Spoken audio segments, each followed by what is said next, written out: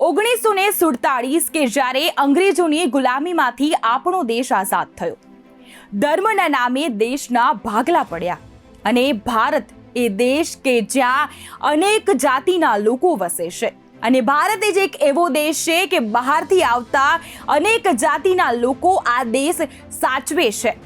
હિન્દુઓની બહુમતી ધરાવતો આ દેશ પોતે એક અત્યારે ચિંતાનો વિષય બની ચૂક્યો છે. હિન્દુઓને એવું થવા લાગ્યું છે કે શું હિન્દુ થવું ગુનો છે. હું અહીંયા રહેતા ભારતમાં રહેતા હિન્દુ મુસ્લિમની વાત નથી કરી રહી, હું એ લોકોની વાત કરી રહી છું જે દેશની બહાર રહીને દેશને તોડવાનું કામ કરી રહ્યા છે, દેશને બરબાદ કરવાની સાજિશ રચી રહ્યા છે.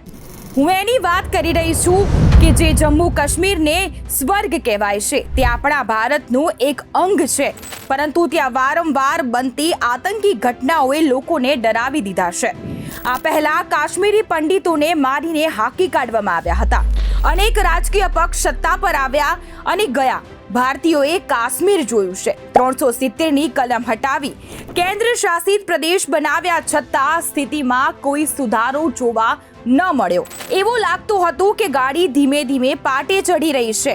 શાંતિનો આભાસ થઈ રહ્યો હતો, જેના કારણે પ્રવાસીઓ ત્યાં ફરવા જતા ત્યાંના લોકોને ગુજરાન મળવા લાગ્યું હતું. પરંતુ જમ્મુ કાશ્મીરના પહેલગામમાં થયેલા આતંકવાદી હુમલાએ લોકોને હચમચાવી નાખ્યા.